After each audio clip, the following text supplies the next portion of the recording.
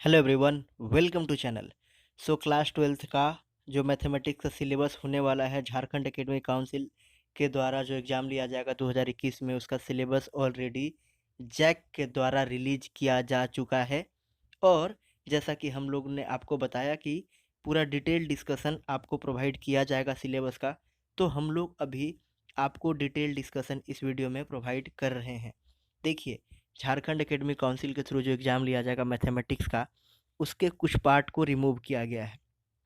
किस पार्ट को रिमूव किया गया है, किस पार्ट को रखा गया है, वही इस सिलेबस में पूरा क्लियर कट बताया गया है। और सिंस ये पीडीएफ बहुत बड़ा है, 183 पेज का है, चारों क्लास का सिलेबस एक ही में रिलीज किया गया है, सारे सब्जेक्ट को साथ में ही रखा गया है, इसीलिए कई स्टूडेंट को दिक्कत हो सकता है ढूंढने में, समझने में। इस वीडियो में पूरे डिटेल में हम आपको ये समझाएंगे कि क्लास ट्वेल्थ का जो मैथमेटिक्स है, उसमें कौन से चैप्टर के किस पार्ट को रखा गया है और किसको रिमूव किया गया है। वीडियो को लास्ट तक देखिएगा अगर आप जैक के एग्जामिनेशन में अच्छा करना चाहते हैं तो। यहाँ से आपको कुछ क्लू भी मिलेगा कि आगे किस तरीके के क्वेश्चन आने के प्रोबेबिलिटी है। लास्ट तक जुड़े रहिए आप। देखिए, सबसे पहला जो चैप्टर है हमारे पास रिलेशन एंड फंक्शन है, जिसमें कि types of relation, function, composition of function and invertible function और बाइनरी ऑपरेशन था।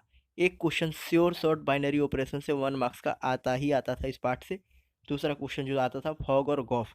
इसमें से टाइप्स ऑफ रिलेशन को हटा दिया गया। देखिए यहाँ पे लिखा हुआ है, यदि किसी चयनित पाठ के किसी उपखंड को चयनित नहीं किया गया है तो उस उपखंड का नाम, मतलब किसी सेक्शन को अगर सेलेक्ट नहीं किया गया है, उस सेक्शन को अगर रिमूव कर दिया गया है तो उसको बढ़िया से एक्सप्लेन किया गया है।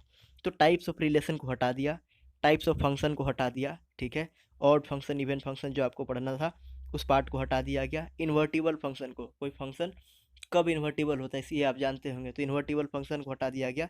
और 1 मार्क्स का जो क्वेश्चन श्योर शॉर्ट आता था बाइनरी ऑपरेशन, उस पार्ट को भी हटा दिया गया।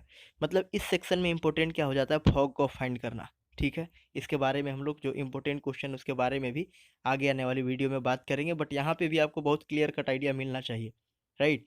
चलिए नेक्स्ट क्वेश्चन देखिए। नेक्स्ट क्वेश्चन जो है आईटीएफ है, इन्वर्स ट्रिगोनोमेट्रिक फंक्शन, जिसमें किसी भी पार्ट को नहीं रिमूव किया गया है। मतलब दो क्वेश्चन जो बनते हैं वहाँ से वो बनेंगे ही बनेंगे, एक प्रूफ करना और एक प्रिंसिपल वैल्यू फाइंड करना।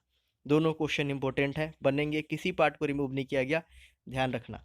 थर्ड चैप्टर है अपने पास मैट्रिसेस, और मैट्रिसेस में जो एलिमेंट्री ऑपरेशन होता है ऑफ मैट्रिक्स, जो कि आप रो ट्रांसफॉर्मेशन करते हैं और जो बहुत सारे स्टूडेंट को प्रॉब्लम भी करता था, उस पार्ट को हटा दिया गया है, ठीक है। तो खुश हो जाना आप।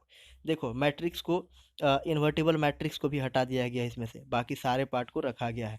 मतलब types of matrices, operation on matrices, transpose, symmetric and skew symmetric, elementary operation रखा गया है। इसमें हटाया क्या गया, elementary operation of a matrix, ठीक है, ट्रांसफॉर्मेशन जो था, और इन्वर्टिबल मैट्रिक्स को हटा दिया गया।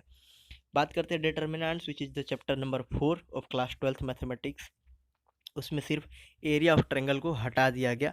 इजी टॉपिक था, अगर नहीं भी हटाया जाता तो कोई बड़ा बात नहीं था, बट एरिया ऑफ ट्रायंगल को हटा दिया गया तो आप इसको स्किप कर सकते हैं। और एरिया ऑफ ट्रायंगल को अगर हटाया गया तो आप ये भी मान सकते हैं कि एरिया ऑफ पैरेललोग्राम भी हट गया, ऑलमोस्ट सेम ही है, ठीक है। ये बात है, बाकी सारा चीज़ रखा गया है। कंटिन्यूटी एंड डिफरेंशिएबिलिटी में बात करें अगर हम लोग, तो इसमें क्या किसको रिमूव किया गया, इसमें रिमूव किया गया derivative of function in parametric form. Parametric form, ठीक है। मतलब जैसे for example d y by d x निकालना होता था और वाई भी टी का फंक्शन होता था, एक्स भी टी का फंक्शन होता था, ऐसे इक्वेशन को अपन पैरामेट्रिक फॉर्म कहते थे, तो पैरामेट्रिक को हटा दिया गया। लैग्रांजेस मीन वैल्यू थ्योरम जो है उसको भी हटा दिया गया, तो ये टॉपिक आपको छोड़ देना है। बात करते हैं chapter number 6 application of derivative का। यहाँ पे टेंजेंट एंड नॉर्मल को हटा दिया गया। तो टेंजेंट एंड नॉर्मल से एक क्वेश्चन बनता था, ठीक है, 1 मार्क्स का क्वेश्चन आता था यूजुअली, उसको हटा दिया गया। अप्रोक्सीमेशन से ऐसे भी झारखंड एकेडमिक काउंसिल के पेपर में बहुत कम क्वेश्चन बने हैं और इसको हटा दिया गया, तो इससे तो कोई फ़र्क भी नहीं पड़ता। हालांकि टेंजेंट एंड नॉर्मल के जाने से 1 नंबर का क्वेश्चन फ़र्क पड़ता है, वह कहाँ एडजस्ट होगा ये देखने वाला बात होगा। तो कौन सा टॉपिक इंपॉर्टेंट है ये आपको आगे आने वाले समय में इसी चैनल पर बताया जाएगा, जुड़े रहिएगा। नेक्स्ट क्वेश्चन, नेक्स्ट जो चैप्टर अपने पास वो है इंटीग्रेशन, और इंटीग्रेशन में एक पार्ट को हटाया गया जो कई स्टूडेंट को डिफिकल्ट लगता था, नाम है definite integral as the limit of a sum. Definite integral as the limit of the sum, शायद एक्सरसाइज 7.7 में है एनसीईआरटी में, अगर आप एक बार चेक कीजिएगा। एनसीईआरटी में जब आप इंटीग्रेशन सोल्व कीजिएगा तो लास्ट में, लास्ट वाला एक्सरसाइज जो है इंटीग्रेशन का, उसमें है definite integral at the limit of the sum, और कई स्टूडेंट को वहाँ पे प्रॉब्लम होता था, एवरेज ऑर्डिनरी स्टूडेंट को प्रॉब्लम होता था वहाँ पर। उस पार्ट को हटा दिया गया भाई, अब खुश हो जाइए, ठीक है। तो आपके लिए जो भी डिफ़िकल्ट चीज़ था उसको हटाया गया है, बहुत सारे डिफ़िकल्ट चीज़ को हटाया गया है। 100 में 100 लाने का बहुत सुनहरा मौका है, चिपक के पढ़ना अभी पूरा प्रॉपर। अब आइए इंटीग्रेशन का जो पार्ट है उसमें सिर्फ एक ही पार्ट को हटाया गया और बाकी सब का सब सेम रहने दिया गया है। एप्लीकेशन ऑफ इंटीग्रेशन में अगर बात करें तो देखिए, इसका है कि क्या इसको रखा गया है, तो इसको नहीं रखा गया। यहाँ पे डायरेक्टली लिखा गया कि सीमित पाठ्यक्रम हेतु चयनित पाठ का नाम, हाँ या नहीं। तो इसको देखिए, यहाँ पे इसको क्या किया गया, हटा दिया गया है, नहीं रखा गया है। एप्लीकेशन ऑफ इंटीग्रेशन है ही नहीं आपके सिलेबस में, इसको बिल्कुल हटा दिया गया। अब हटा दिया गया तो इसमें किसी पार्ट को मेंशन नहीं किया गया है, ठीक है। अगर देखिए हाँ कहीं पे लिखा हुआ है तो यहाँ पे मेंशन किया गया है, यानी कि अगर आपके पास ये सिलेबस जैसे डिफरेंशियल इक्वेशन है, तो डिफरेंशियल इक्वेशन में हाँ लिखा हुआ है, मतलब ये मानिए आप कि डिफरेंशियल इक्वेशन को सेलेक्ट किया गया है और इधर में कुछ टॉपिक स्पेसिफाई किए गए हैं। तो जो टॉपिक स्पेसिफाई किए गए हैं ना, वो समझिए कि हटाए गए हैं। तो देखिए, ऑल्दो आपको डिफरेंशियल इक्वेशन पढ़ना है, बट उसमें general and particular solution of differential equation को हटाया गया। इधर में जो भी पार्ट लिखे हुए हैं इनको हटा दिया गया, क्योंकि देखिए यहाँ पे ऑलरेडी मेंशन किया हुआ है ना कि यदि किसी चयनित पाठ के किसी उपखंड को चयनित नहीं किया गया है तो उस उपखंड का नाम, मतलब जिसको सेलेक्ट नहीं किया गया है उसका नाम गिवन है, मतलब जो सिलेबस में नहीं है उसका नाम गिवन है। तो ये पार्ट हटाए गए हैं। डिफरेंशियल इक्वेशन को भी देखिए कितना आसान कर दिया गया। वेक्टर अलजेब्रा इजी टॉपिक है और उसमें से दो पार्ट को हटा दिया गया, टाइप्स ऑफ वेक्टर्स और एडिशन ऑफ वेक्टर्स। वैसे भी ये जो है बहुत बहुत सिंपल टॉपिक थे और हटाने से भी कोई फर्क नहीं पड़ता। 3D ज्योमेट्री में प्लेन को हटाया गया, कोप्लानरिटी ऑफ टू लाइंस को हटाया गया, एंगल बिटवीन टू प्लेन बनाया गया, हटाया गया, और distance of a point from a plane, बहुत सारे इंपॉर्टेंट टॉपिक को हटा दिया गया यहाँ से। और angle between a line and a plane, इसको भी हटा दिया गया। तो बहुत सारे इंपॉर्टेंट टॉपिक को हटा दिया गया यहाँ से। फिर लीनियर प्रोग्रामिंग, तो ये सबसे सिंपल था वैसे भी, और different types of linear programming problems. इसका मतलब ये है कि यहाँ पे वर्ड प्रॉब्लम आने का चांस बहुत ज़्यादा हो जाएगा इस बार के एग्जामिनेशन में। प्रोबेबिलिटी में देखिए, मल्टीप्लिकेशन थ्योरम ऑन प्रोबेबिलिटी हटाया गया, independent event, random variable and it's probability distribution, Bernoulli trial and Bernoulli distribution, इतने पार्ट को हटा दिया गया।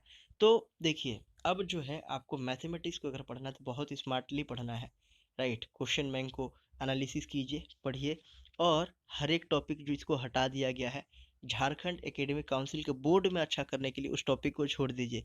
लेकिन एक इम्पोर्टेंट बात मैं आपसे कहना चाहता हूँ कि अगर आप इन सारे सिलेबस को छोड़ रहे हैं तो आगे आने वाले समय में इसका एप्लीकेशन तो पड़ेगा। भले ही कम टाइम होने की वजह से हम लोग बोर्ड में अच्छा कर लें, लेकिन आगे इम्पैक्ट पड़ेगा हमारे मैथमेटिक्स के कॉन्सेप्ट पे। तो मेरा रिकमेंडेशन ये रहेगा कि जब तक आप कंप्लीटली एग्ज़ाम के लिए नहीं पढ़ रहे हैं तब तक इन सारी चीज़ों को पढ़ लीजिएगा, जिससे कि आपका कंसेप्ट बना रहे।